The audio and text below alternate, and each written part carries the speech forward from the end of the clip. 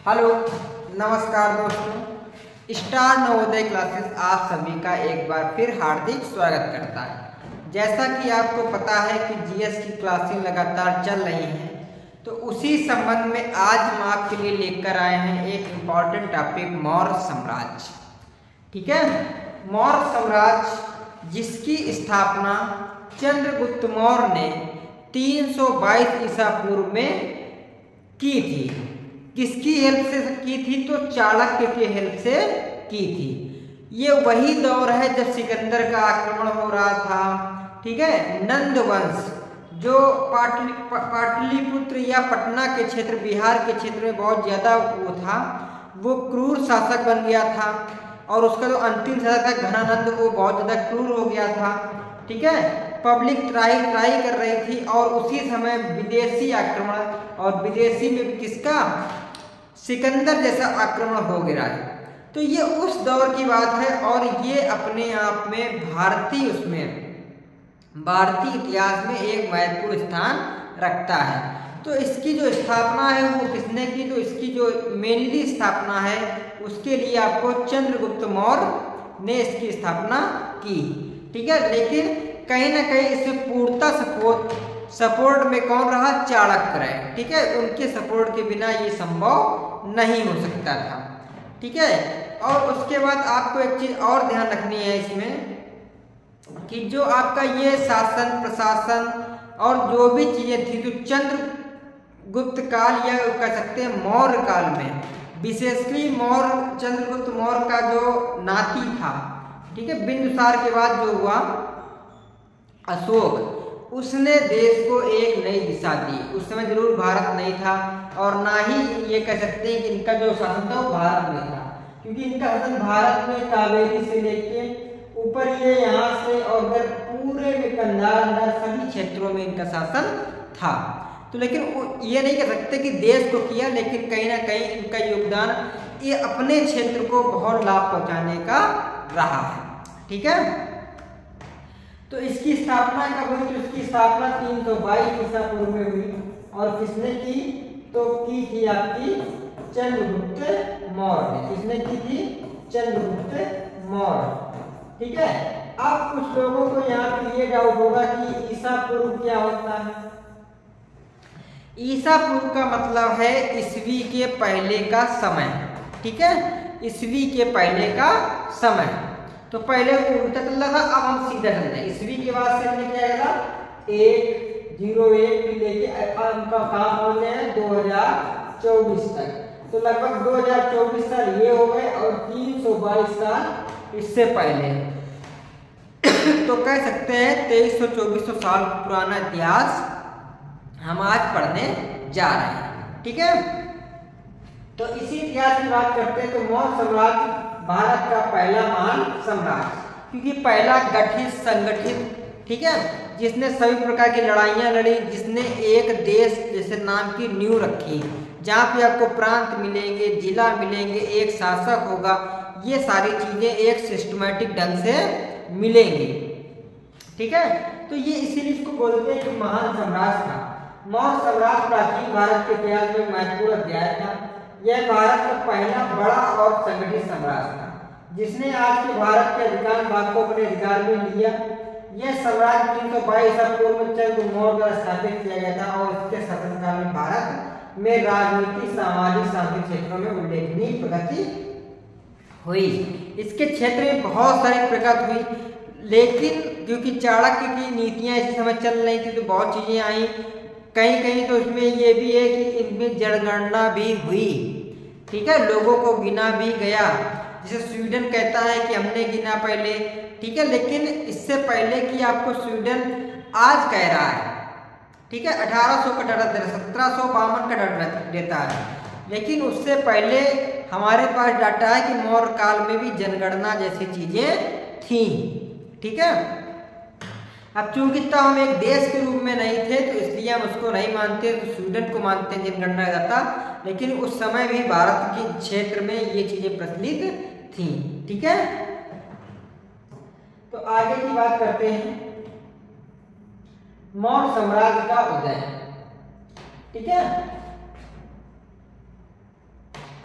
तो मौर्य साम्राज्य को उदय क्यों? हमने बताया कि जो नंद वंश था, नंद वंश का जो अंतिम शासक था घनानंद, कौन था? घनानंद। तो एक तो इसने चाणक्य की बहुत ज्यादा बेइज्जती कर दी थी और दूसरा साथ ही साथ में ये बहुत क्रूर शासक था। तो जब भी देश में क्रूरता बढ़ेगी तो क्या होगा कि पब्लिक का विद्रोह हो जाएगा और उसको जहां आशा की किरण दिखेगी वो उसी तरफ मुड़ जाएगी। तो यही घनानंद के साथ में हुआ और क्या हुआ कि उसका शासन में तख्ता पलट हो गया और चंद्रगुप्त मौर्य ने वहां पे नया शासन की स्थापना कर दी और उसी को कहा गया मौर्य साम्राज्य। तो नंद राजाओं का शासन अत्याचारी, अलोकप्रिय, जिसके कारण जनता में असंतोष व्याप्त था। इस आंदोलन का फायदा उठाते चंद्रगुप्त मौर्य ने नंद राजाओं को हराकर मौर्य साम्राज्य की नींव रखी। ठीक है, तो ये आपको मूर्ति दी है। चंद्रगुप्त मौर्य का उदय। चंद्रगुप्त मौर्य ने चाणक्य के मार्गदर्शन में एक मजबूत सेना तैयार की और नंद साम्राज्य को पछाड़कर अपना साम्राज्य स्थापित कर लिया।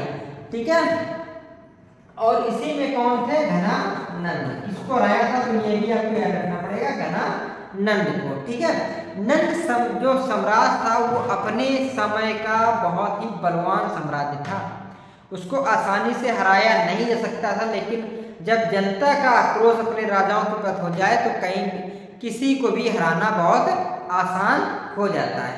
ठीक है,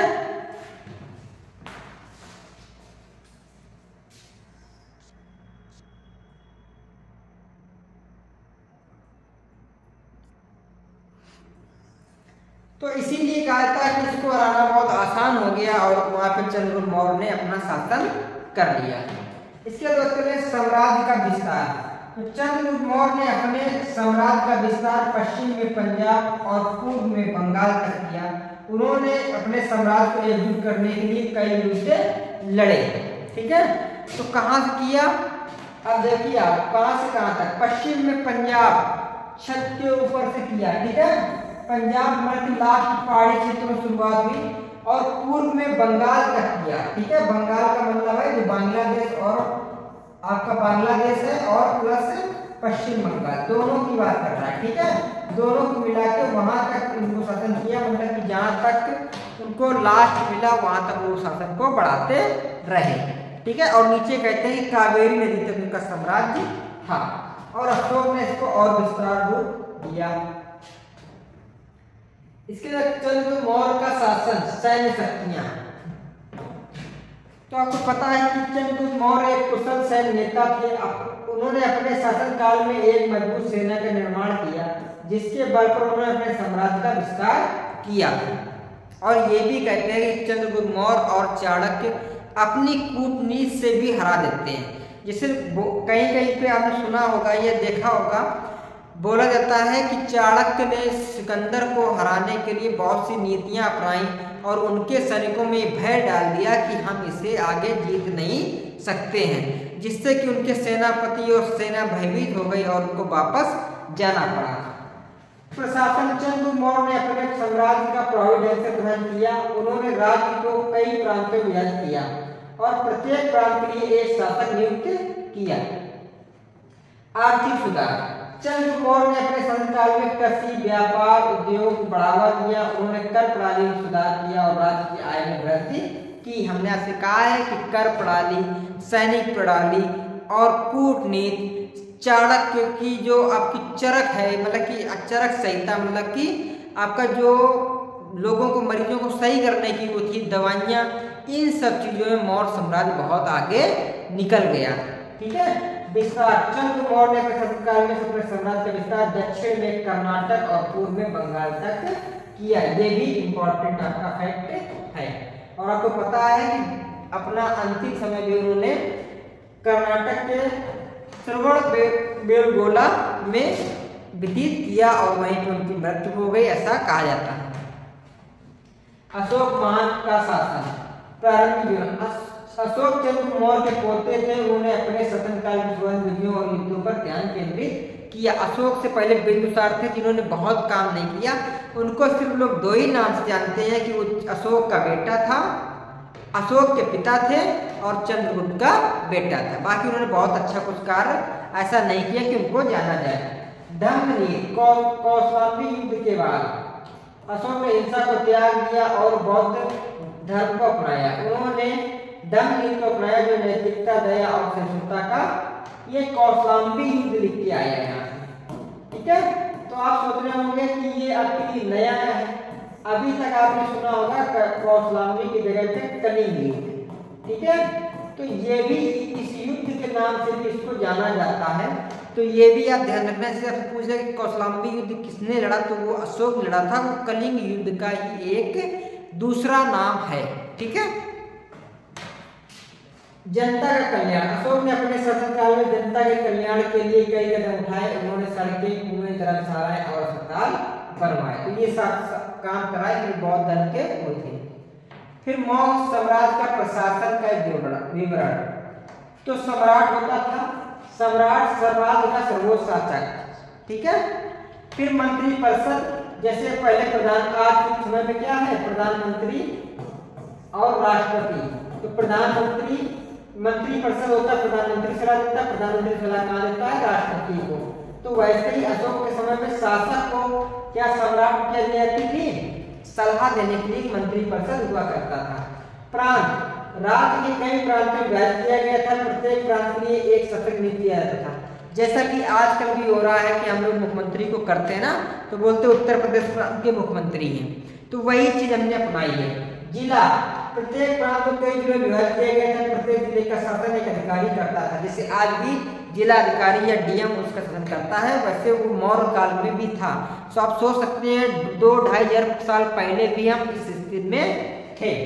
ग्राम, सबसे छोटी प्रहरी इकाई थी, इसका शासन ग्राम प्रमुख द्वारा होता था। और आज भी सबसे छोटी इकाई ग्राम प्रमुख है, इसका प्रमुख क्या कहलाता है, ग्राम प्रधान। ठीक है,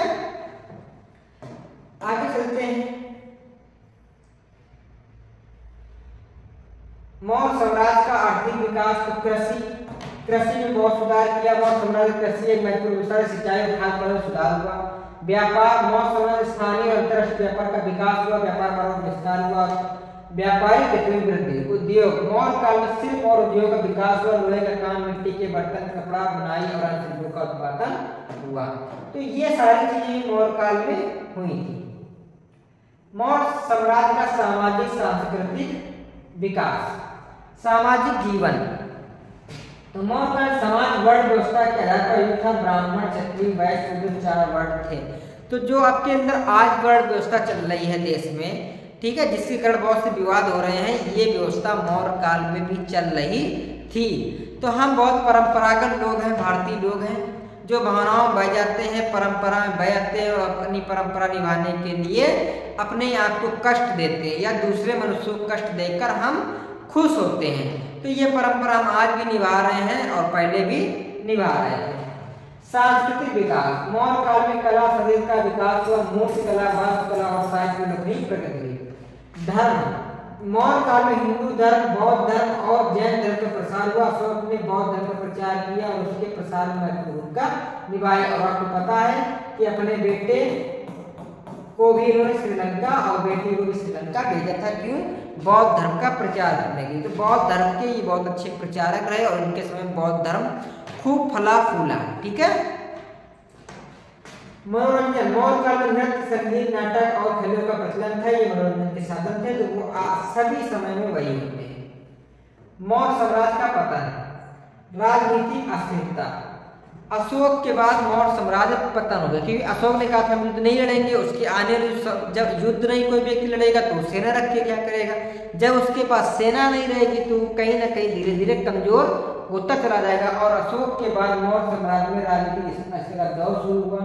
उत्तराधिकारी राजाओं के बीच संघर्ष हुआ और साम्राज्य कमजोर होता चला गया।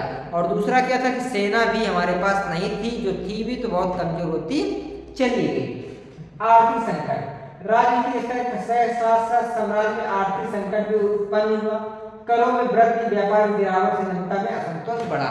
क्योंकि जब कहीं भी किसी प्रकार का युद्ध होगा तो आर्थिक स्थिति आपकी बढ़ जाएगी, आर्थिक चीजें आपको दिक्कत करेंगी। जैसे कि आज रूस यूक्रेन का युद्ध हो रहा है। अब रूस से हम डीजल पेट्रोल लेते तो डीजल पेट्रोल हमारे यहाँ अपने आप महंगा हो जाएगा। ठीक है, तो जब भी कहीं पे युद्ध होगा तो वहाँ पे चीज़ों जो संसाधन होंगे वो डिस्ट्रॉय होंगे और उनको लेने के लिए लोग बड़ी मात्रा में भागेंगे दौड़ेंगे, और जब भागेंगे दौड़ेंगे तो महंगाई अपने आप बढ़ जाएगी और लोगों को काम नहीं मिलेगा तो उनकी आर्थिक स्थिति कमजोर हो जाएगी। विदेशी आक्रमण, मौर्य साम्राज्य की कमजोर होने का फायदा उठाते हुए विदेशी आक्रमणकारी भारत पर आक्रमण करने लगे। शुंग वंश का उदय, और इसी समय एक वंश का उदय हुआ शुंग वंश। 185 पूर्व में पुष्यमित्र शुंग ने मौर्य साम्राज्य को समाप्त कर दिया और शुंग वंश की स्थापना की। और ये शुंग वंश उसी से आया कि इनके जो उत्तराधिकारी थे उन्हीं का सेनापति था, उसने उसको मार दिया राजा को और खुद एक नए वंश की स्थापना की, उसको नाम दिया गया शुंग वंश। ठीक है, आगे चलते हैं। मौर्य साम्राज्य का महत्व और एक उपलब्धियां। तो मौर्य साम्राज्य ने, क्योंकि हमें लड़ना था विदेशी आक्रमण से, हमें लड़ना था क्या नाम सिकंदर से, जब सिकंदर से लड़ने के लिए आए तो वहाँ पे राष्ट्रीय एकता की भावना की। आपको पता है कि सिकंदर को पहले पोरस ने हराया था, लेकिन फिर क्या था कि बहुत से राजा उससे मिल गए और वो राजा सब अलग अलग भाग रहे थे, तो उसको एक करने के लिए चाणक्य ने अपनी नीति चली और चंद्रगुप्त के माध्यम से राष्ट्रीय एकता का संदेश दिया, और एक ऐसा संदेश दिया कि जिससे लोग एक साथ मिलकर पहले किससे युद्ध किए तो पहले वो युद्ध किए सिकंदर से। ठीक है, मौर्य साम्राज्य ने भारत को एकजुट किया और राष्ट्रीय एकता का सूत्रपात किया। प्रशासनिक सुधार, मौर्य साम्राज्य ने एक प्रभावी प्रशासनिक व्यवस्था स्थापित की, राज्य को विभिन्न इकाइयों में विभाजित किया गया था। आर्थिक विकास, मौर्य काल में कृषि व्यापार और उद्योग का विकास हुआ, इससे आर्थिक समृद्धि आई। सांस्कृतिक प्रगति, मौर्य काल में कला संस्कृति धर्म और साहित्य का विकास हुआ। तो ये सारी चीजें भी मौर्य काल में होती चली गई। ठीक है, ये आपको मौर्य काल का दिख रहा है, कावेरी नदी है और यहाँ से आपको ये पूरा क्षेत्र दिख रहा है, ये आपका पाटलिपुत्र ये इसकी राजधानी थी। और ठीक है, और ये पूरा आपका ये क्षेत्र जो आपको दिख रहा है ये आपको मौर्य साम्राज्य का क्षेत्र है। ठीक है, तो ये पूरा क्षेत्र है और ये आपको पाटलिपुत्र जो आज का पटना बिहार की राजधानी है वो उसकी राजधानी हुआ करती थी, और उसी वहीं पे आपको पता है कि नालंदा विश्वविद्यालय था जिसकी भी स्थापना इसी काल में हुई थी। ठीक है, फिर मौर्य साम्राज्य का इतिहास का योगदान। तो मौर्य साम्राज्य का भारतीय इतिहास में महत्वपूर्ण योगदान रहा। इस साम्राज्य ने भारत में राजनीतिक एकता, प्रशासनिक सुधार, आर्थिक प्रगति, सांस्कृतिक विकास में महत्वपूर्ण भूमिका निभाई। तो आपको हम बताते हैं कि मौर्य साम्राज्य का सबसे ज्यादा फायदा हमें ये हुआ कि हम राष्ट्रीय एकता की बात करने लगे, क्योंकि हमें सिकंदर के खिलाफ में लड़ना था। ठीक है, पहली बात। दूसरी बात, आर्थिक सुधार हुए, उन्होंने करों का एक सिस्टमैटिक ढंग से पालन किया। ठीक है, राजनीतिक सुधार हुआ क्योंकि जो राजा थे फिर उन्होंने प्रांत में बांटा, फिर जिला में बांटा, फिर ग्राम में बांटा, तो एक सिस्टम के तरीके से उन्होंने हमें दिया जो हम आज भी अपना रहे हैं। तो इसमें भी उन्होंने महत्वपूर्ण योगदान दिया है। ठीक है, तो आप लोग हमारे साथ जुड़े रहें। ठीक है, और हम आपके लिए रोज एक महत्वपूर्ण टॉपिक लाते रहेंगे, जिससे कि आपको क्या है कि आपके आने वाले पेपर के लिए बहुत इम्पोर्टेंट होने वाला है। बहुत जल्द आपकी टेस्ट सीरीज भी शुरू की जाएगी। ठीक है, आज के लिए इतना ही, धन्यवाद।